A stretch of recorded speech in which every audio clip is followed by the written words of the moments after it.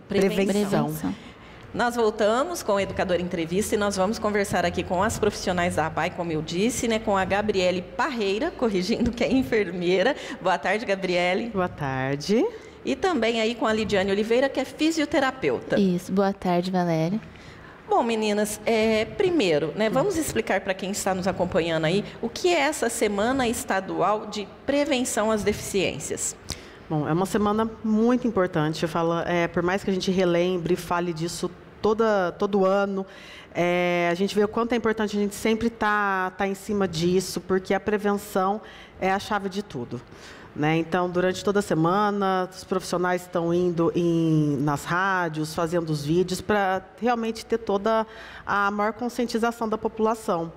E a prevenção, a gente sempre fala que é do início ali, se puder, desde quando a mãe está pretendendo ou planejando, né, ficar grávida, ter essa criança, seria perfeito.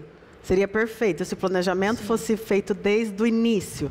Vamos ter um bebê, vamos ao médico, vamos fazer o acompanhamento, vamos tomar todas as vitaminas. A mãe faz exames, o pai faz exames. Está tudo bem, está tudo ok, vamos partir para realmente gerar essa criança. Mas, infelizmente, não é a realidade, não né? é a nossa realidade.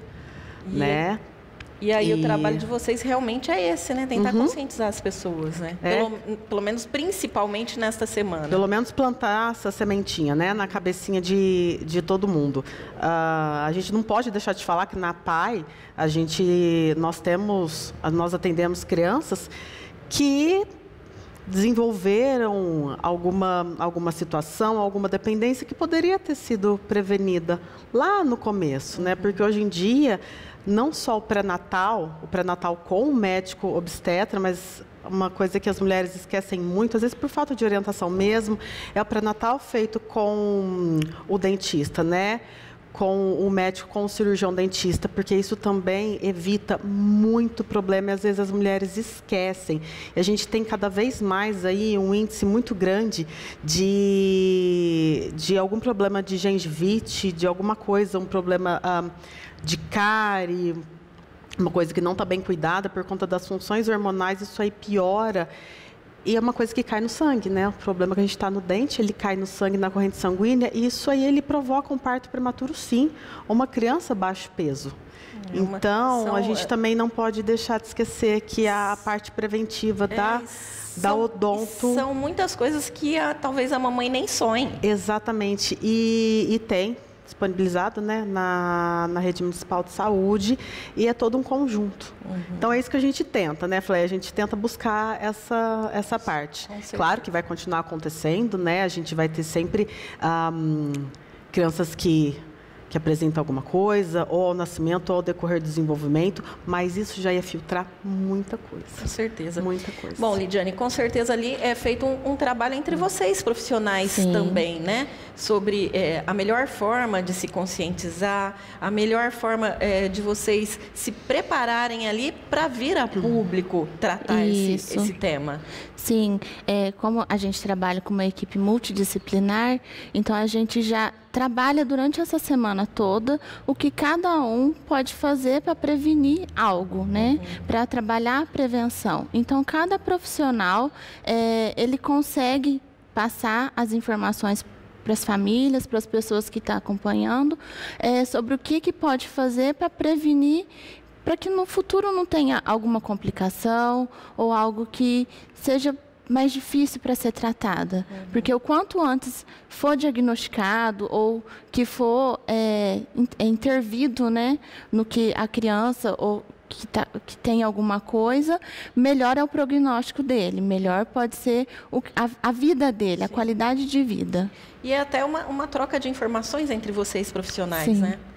É muito importante também esse trabalho. Mas falando aí, Gabriele, no princípio de tudo, né? Vamos dizer assim, a mamãe decidiu, vai fazer o pré-natal. Quais são aqueles exames, né, que são necessários mesmo, aqueles primordiais? Bom, os primordiais que a gente vê muito. Primeiro, toda a parte dos exames que pega HIV, que pega sífilis, hepatite B, hepatite C, né? Estou falando um pouco desses tipos de doença, porque hoje em dia, mesmo uma mãe que ela dá um HIV positivo ali, de repente ela até não sabia, né? Então, mesmo uma mãe que dá um HIV positivo, dá para ter sim um acompanhamento, claro, dá para ter sim uma gravidez tranquila, dá para ser tudo planejado, e hoje em dia dá sim para essa criança nascer com a gente falei, negativada. Claro que vai ser feito o acompanhamento, mas existem casos de sucesso que o bebê nasceu e você faz o teste e dá negativo. Mas é claro que essa criança vai ser acompanhada. Mesma coisa a sífilis, né, que também é uma doença muito preocupante, mas se descoberta desde o início, tem tratamento, tem cura, é feito com antibiótico injetável, está tudo disponível na rede. Então, tem sim. E também a parte muito importante, que nós também, né, já tivemos caso, das vitaminas. A gente bate, é uma coisa muito antiga, né? O tal do ácido fólico, o tal do ácido fólico. Realmente, gente, uma criança com espinha bífida não é brincadeira. Né, que a espinha bífida é quando não fecha, né, a última porção ali da coluna, da parte lombar, e o ácido fólico ele é extremamente importante na formação do tubo neural, que vai formando toda a parte ali da espinha. E é impressionante como previne, mas é impressionante como a gente ainda tem que bater em cima disso.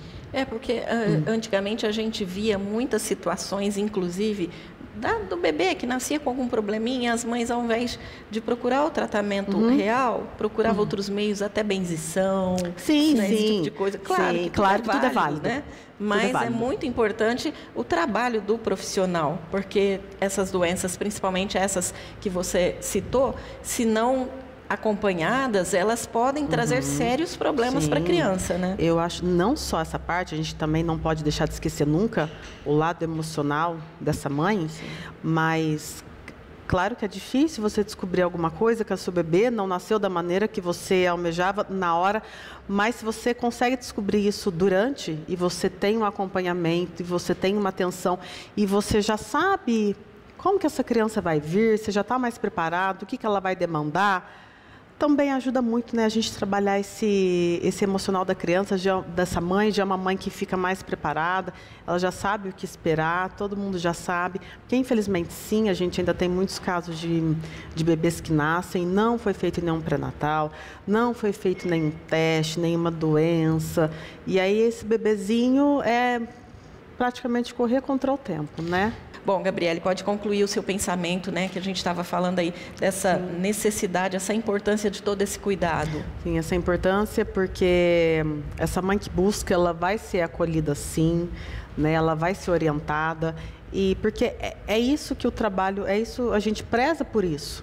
É claro que a porta de entrada dela é a rede básica de saúde, é o postinho dela, né? E é isso que a gente espera. Como tem disponível, ainda bem, nós temos disponível. Então vá ao seu posto, consulte com o seu ginecologista ou o que estiver disponível lá, para ele já solicitar todos os exames, para a gente fazer esse preventivo, para fazer bem, para todo mundo andar em conjunto, né? Sim, como você estava dizendo aí, até o apoio emocional, porque veja bem, né? Se uma mãe não faz esse cuidado, esse pré-natal, e amanhã ou depois a criança nasce com algum problema, como é que ela vai lidar com essa culpa, né? Pois é. De ter, olha, se eu tivesse feito o acompanhamento, meu filho talvez não tivesse, ou fosse mais fácil de resolver. Então, é uma questão muito complicada isso também. Só que isso é o fim, né? Esse é o fim do trajeto. Lá no começo, poderia ter descoberto isso inicialmente, poderia ter... São 9 meses de trabalho, são 9 meses de acompanhamento. Então, já chega uma demanda diferente para nós, né? Porque, claro que a gente você não acolhe só o paciente, você acolhe a família também. Mas é diferente, o profissional consegue trabalhar melhor. Né? Então, por favor, gente, façam a sua parte. É só isso que a gente pede, que façam a sua parte. Bom, é claro que essa mãe, esse bebê vai passar primeiro lá pela Santa Casa, onde ela vai ter o bebê, e depois vai chegar até vocês, né? Com certeza vocês já devem ter presenciado situações bem complicadas. Muita coisa, então, sem deixar de falar que o bebezinho, o primeiro contato lá é através o dia que ele vai para consulta, para ver o resultado do teste do pezinho. Então, muita coisa a gente já consegue filtrar por ali, né? Porque nós temos a geneticista, a doutora Lisandra, mas a gente também tem muitas faltas nessa parte. Né, de ou que não faz o teste do pezinho, ou que faz, mas nem vai para ver o resultado. Aí depois isso vira uma buscativa, né? E aquela história, você lutando contra o tempo. Tem que ter um trabalho realmente de conscientização, mesmo isso é muito importante para que as pessoas tenham noção da importância. Bom, eu vou conversar um pouquinho agora com a Lidiane, que é fisioterapeuta, sobre essa questão também aí da estimulação precoce. Isso. É esse o termo. Como é que acontece isso, Lidiane? Bom, a estimulação precoce, ela já se inicia após a mãe já ter tido bebezinho, ou até mesmo antes, quando ela ainda está grávida. Com os exames que ela pode fazer, às vezes ela já descobriu algo, ou está investigando, mesmo que é um bebê que às vezes não tem nenhum diagnóstico. Quando ele já chega para a gente já começa a estimulação precoce, que nada mais é você estimular o bebê para que ele tenha os marcos do desenvolvimento e consiga desenvolver da melhor forma possível. E quais são esses marcos aí? Os marcos de desenvolvimento, o que eu posso falar com mais propriedade, é em questão da parte motora, né? Então, assim, quando o bebezinho de 0 a 3 meses, ele tem alguns marcos, algum desenvolvimento motor que ele já tem que estar fazendo durante esse tempo. Um exemplo, ele de 0 a 3 meses, ele tem que estar aprendendo e conseguir adquirir até os 3 meses o controle da cabecinha. Então, a gente estimula a criança a fazer isso, para ela continuar desenvolvendo e até chegar à fase de 1 ano, que a gente preferencialmente quer que a criança já esteja andando. Sim. Mas, basicamente, seria isso. Os marcos motores seriam os marcos do que a criança tem que fazer em determinado período, meses que ela está. E, no caso, é importante que esse estímulo aí seja feito por profissionais, ou a mamãe também pode ser preparada para, de repente, estar fazendo em casa, auxiliando nesse sentido? Sim, sim. É claro, a mãe pode e deve procurar um profissional que é habilitado, que sabe ali o que pode estar fazendo para ela, para ajudar, e principalmente a família. É igual a Gabi já explicou, a família tem que estar ali no momento em que ela é acolhida pela instituição, onde ela está procurando atendimento, mas também ela tem que estar presente na hora em que a gente está estimulando. Então, a gente passa o que pode ser feito em casa para poder ajudar aquela criança a estimular e, quem sabe, melhorar um pouquinho mais do prognóstico dele. E, bom, se a mamãe em casa, ela tem uma forma de identificar aí se aquele bebê precisa aí desse acompanhamento, dessa estimulação, tem como ela perceber essa necessidade? Assim, tem como ela perceber, falando do desenvolvimento em geral da criança, sim, tem como ela perceber, porque quando o bebê nasce, ele é aquele bebezinho que ele fica mais quietinho, porque ele ainda não tem força muscular. Então, assim, tem alguns movimentos que realmente ele não vai estar fazendo. Tem alguns pontos que ela precisa ficar atenta, né? Sim, então, assim, ficar observando se o bebezinho ele está nesse período evoluindo, se ele está conseguindo sustentar a cabecinha, conforme for passando os meses, se ele consegue rolar, até chegar na fase de andar. Então, por exemplo, se a criança está com 6 meses, o esperado no marco de desenvolvimento é que a criança já esteja conseguindo sentar, principalmente sozinha, né? Já tem o controle da cabeça e de toda a coluna. Se a mãe vê que a criança está mais ou menos nessa idade, porque isso pode variar, tem criança que senta antes também. Então, é uma variação. Se ela percebe que a criança está com determinada idade e ela não consegue realizar aquilo que seria previsto, ela pode procurar um atendimento fisioterapêutico. Fonoaudiólogo. Sim, ela pode procurar para poder começar os estímulos antes que isso possa se agravar. E, Gabriele, infelizmente, tem situações também que não são possíveis detectar antes. São problemas que surgem, apesar do pré-natal feito, de tudo direitinho. Tem situações que podem aparecer posteriormente. Tem, e muito, Sim, né, Lid? demais. Tem e muito, né, como fala, gente. Por isso que a gente tenta trabalhar lá no começo, para reduzir esse número o máximo possível. Mas sim, tem os bebezinhos que eles vão nascer de primeiro momento ali, você vai falar, poxa, tudo certinho. E aí, conforme a criança vai se desenvolvendo, começa a perceber a ausência de tudo isso que a Lid falou. Sim. Né? Você vê que não tem, não faz, não desenvolve, não olha, não vira a cabecinha. É aquele bebezinho que não segue com o olhar. Não segue uma mexe. luz que Sim. seja. Né? Então, nessa parte, é onde o pediatra fazer essa observação. É o acompanhamento, né? Por isso que é tudo junto, né? Ninguém trabalha sozinho, a postinho não trabalha sozinho, a pai não trabalha sozinha, Sim. todo mundo junto. E fazer esse encaminhamento para nós, né? Porque nós somos a parte do serviço especializado, mas esse tipo de triagem, digamos assim, Sim. começa lá. Na porta de entrada é a UBS. Desse pediatra e dessa mãe também está observando que essa criança, poxa, faz nada, já tá ali que a Lid falou. Aquela tá com criança 3 meses, tá molinha, que a gente fala, né? Sim. Não amadureceu, né? Você fala, nossa, você já tem 3 meses, tá molinha, né? Geralmente é assim. Geralmente é assim. Então, isso tem que chamar a atenção, sim, dessa mãe, tem que chamar a atenção desse pai, porque pelo menos isso, né? Então, aí vai e fala, ó, o médico, ó, doutor, não vai, não se interessa por nada, não vira, não mexe sozinho. Aí sim, aí esse médico, esse pediatra, vendo a necessidade, ele vai fazer esse encaminhamento e essa criança vai acabar chegando até nós. E é importante lembrar que, assim, quando a mãe busca e o médico manda encaminhamento, é claro, tem um tempo, obviamente, só que como é bebezinho, como é algo que a gente quer trabalhar precocemente, vai um pouco mais rápido em relação a algumas outras coisas, né? A outros tipos de pacientes. Mas, assim, é importante que vá atrás, porque o quanto antes a gente começar a estimular, é melhor para a criança.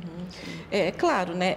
A gente está falando aqui das situações que podem ocorrer depois, mas realmente é no pré-natal que pode se detectar, que pode se adiantar situações, mas aí é importante também que o ginecologista não, o obstetra, né, incentive que a mãe participe de todas as consultas, aquela consulta espaçada também. É muito importante que a mãe tenha essa conscientização, né? Nossa, muito, muito, porque, um exemplo simples, uma mulher que fala, nossa, eu nunca tive nenhum problema de saúde, aí ela vai chegar no pré-natal, ela vai descobrir que ela tem uma pressão alta, Sim. ela vai descobrir que ela tem diabetes, ela vai descobrindo um monte de coisa e essa pressão alta, ela vai evoluindo. Hoje em dia, até que ela chega à pré-eclâmpsia, né, que é o estágio aí mais grave dessa pressão que vai progredindo. E hoje em dia, o maior índice de materno-fetal é por conta da pré-eclâmpsia. Ou já da eclâmpsia instalada, né? Mas é uma coisa, você fala, poxa, nossa, uma coisa simples. Parece simples. Parece simples, mas é delicado.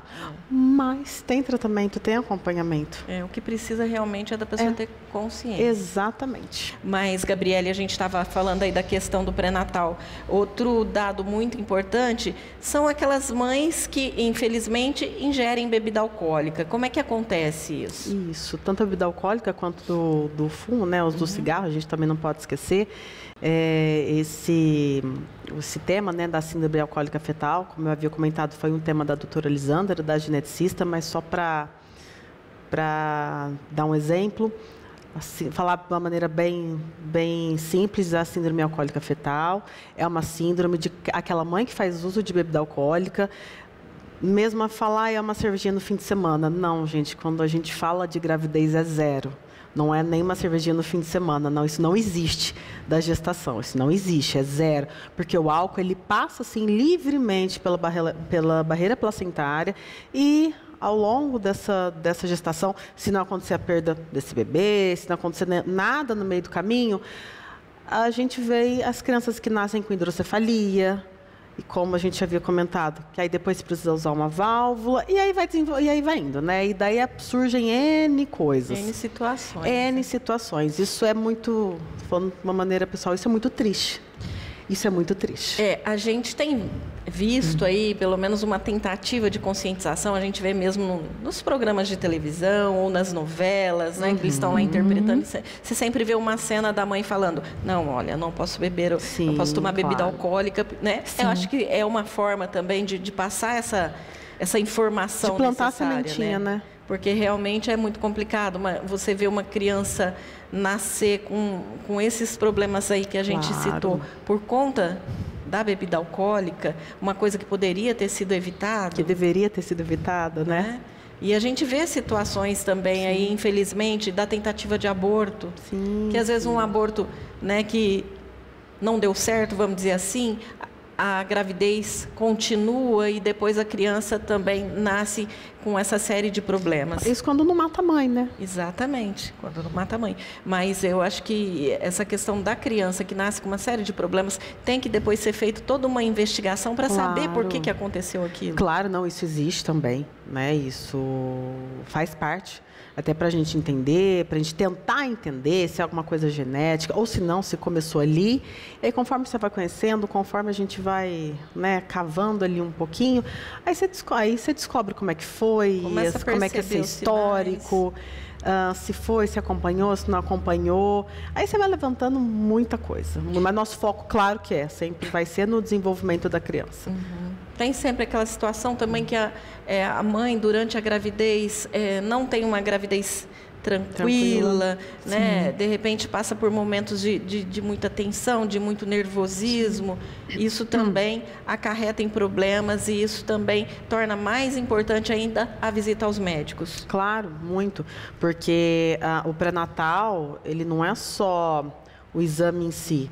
O pré-natal também, aquele obstetra, ele vai orientar os cuidados com ela, tudo que está acontecendo, as dores que ela vai sentir, as mudanças que ela vai passar. Uma coisa também muito importante do pré-natal, de todo esse acompanhamento, a respeito da higiene que ela precisa ter, como que ela precisa se preparar, porque isso também influencia. Com certeza. Na hora ali desse bebezinho nascer, muitas vezes o que determina uma situação ou outra foi tudo isso que foi feito em 9 meses. Por isso do trabalho multidisciplinar, né? Porque o obstetra, o ginecologista que está ali acompanhando essa mãe, ele vai ver essa demanda dela e aí ele pode encaminhar para outros profissionais para poder avaliar ela e poder ajudar já desde o início. Por isso da importância do pré-natal. Com certeza. A gente falou aí da questão da sífilis, né? Que é o bebezinho, que a mãe tem esse problema. E a sífilis, ela afeta diretamente os ossos, é isso? Não, ela vai afetar tudo. Na verdade, vai para o sistema nervoso central. Isso, a sífilis, quando ela está no último estágio dela, é onde a gente chama ela de neurosífilis. Mas aí já é um estado bem avançado. Mas se ela é descoberta desde o início, você trata a mãe mesmo durante a gestação. Tem que tratar, né? Não tem essa, você trata, tem que tratar. Evita vários problemas, porque intraútero isso aí vai desenvolvendo, isso vai afetar demais o desenvolvimento dessa criança, o ganho de peso, o desenvolvimento dos ossos, né? A gente fala do sistema esquelético dessa criança. E depois, isso vai também criar muito problema para essa mãe, porque quando ela se torna neurosífilis, aí pode desencadear vários problemas neurológicos que essa mulher não tinha antes. Então é um perigo, não é só por causa da criança, é por causa dessa pessoa, é por causa dessa mulher, e outra também, a gente não quer que ela passe para... Com certeza, né? Com certeza. Para as outras pessoas. E aí também é onde é muito importante essa estimulação que vocês fazem, né, no prematuro.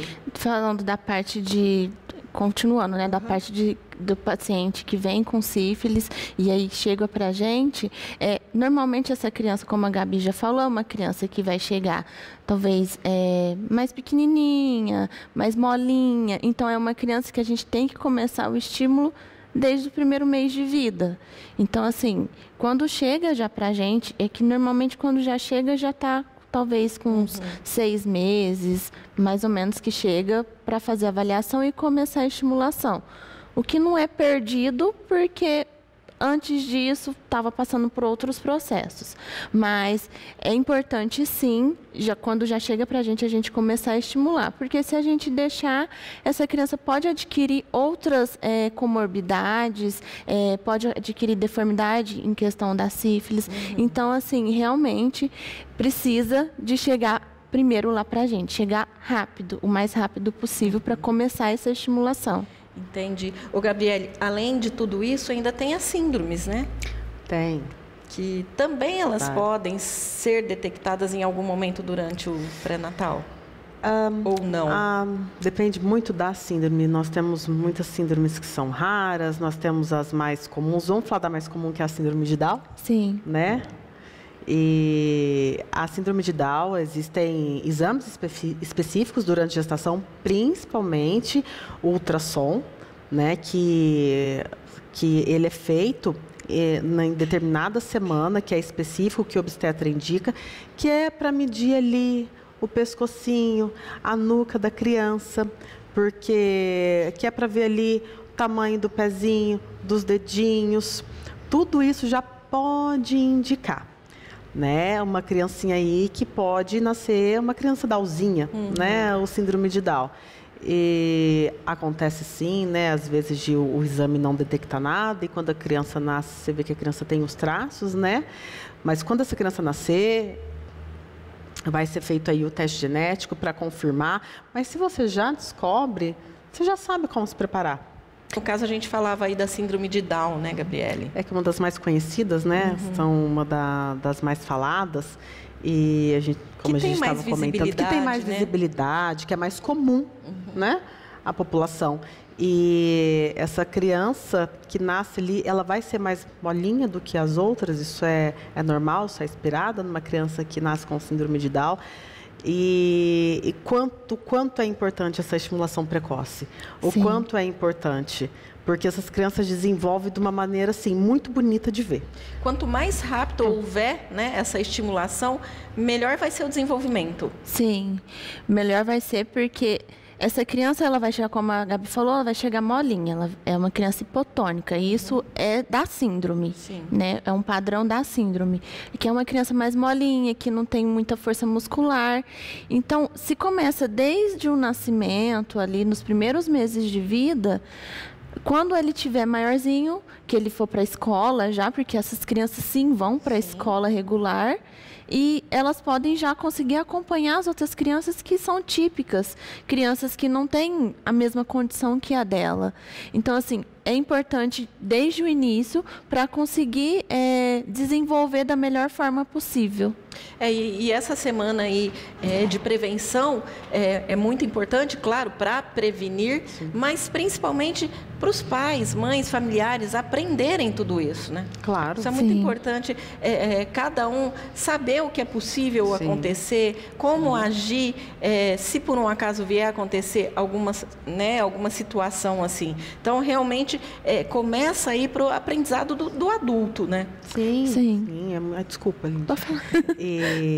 Porque, como a gente está falando da síndrome de Down, que é a mais comum, essa criança vai desenvolver, essa criança, né, vai atingir ali no tempo dela, os marcos dela.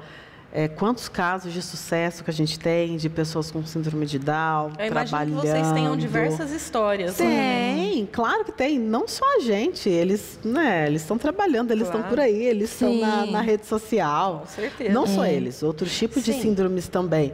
E, claro, isso faz tudo parte do nosso trabalho e a orientação também. Sim.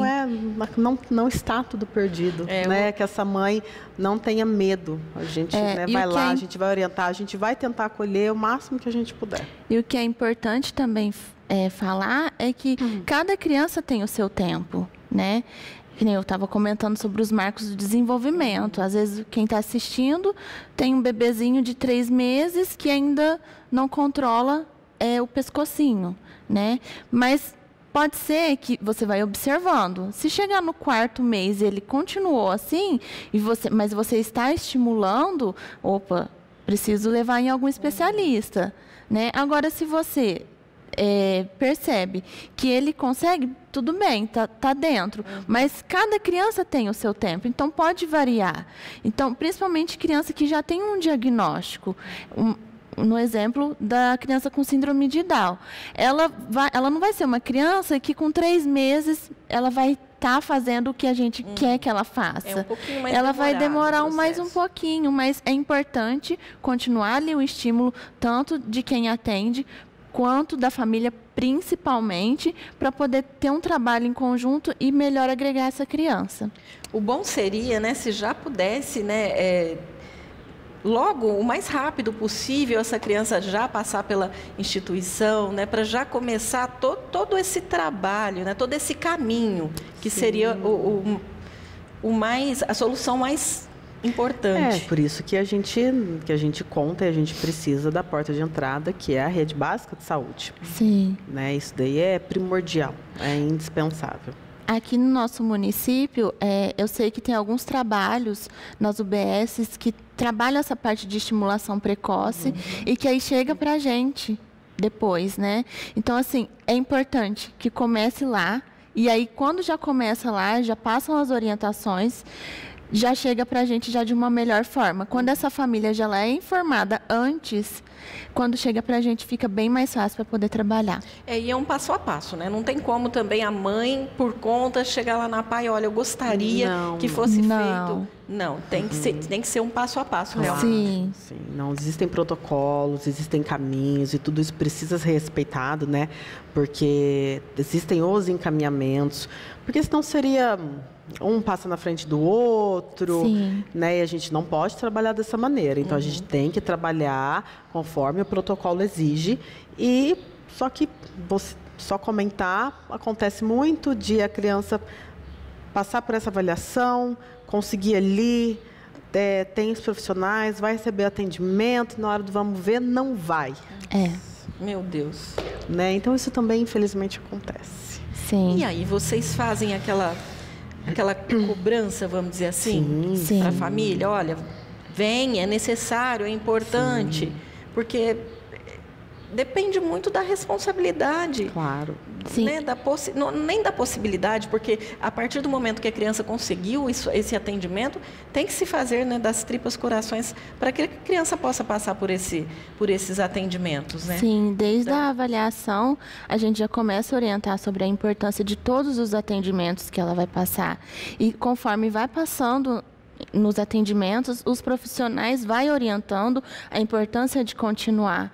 A gente também tem um assistente social que ajuda a gente nessa parte. Então, assim, a gente fica realmente no pé. É um combo, sim. Né? Sim. A gente fica ali no pé mesmo. Mas, assim, apesar de todas as dificuldades, a gente tem visto, sim, que está um pouco mais aberto essa conscientização, esse entendimento, porque até bem pouco tempo atrás, se falasse assim, o meu filho vai na APAE, existia aquele preconceito, né? Aquele preconceito, se a criança vai na APAE é porque ela tem algum distúrbio, Hoje em dia já não, as pessoas falam, né, com alegria de ter esse atendimento, né? Claro. E eu acho que isso é tudo o conhecimento, a informação, a divulgação, que é o trabalho que vocês estão fazendo aí em cima disso, né? Mas nós vamos para mais um pequeno intervalo e no próximo bloco nós vamos conversar aí com a presidente do Lions Club, que é a Thaís Guimarães, né? Mas eu quero agradecer aqui a presença, né, das profissionais da APAE que falaram aí com a gente sobre esse assunto tão importante aí, que é a Semana Estadual de Previsão à Deficiência, né? Lembrando aí que nós vamos ter a presença aí, né, de uma profissional na semana que vem também, de uma outra profissional, que é a geneticista, né? Para a gente falar mais a fundo aí sobre esse assunto. Gabriele, muito obrigada pela sua presença. Foi um prazer. Muito obrigada, Lidiane. Eu que agradeço. E parabéns pelo trabalho que vocês realizam. Obrigada. Muito obrigada. Obrigada pelo espaço.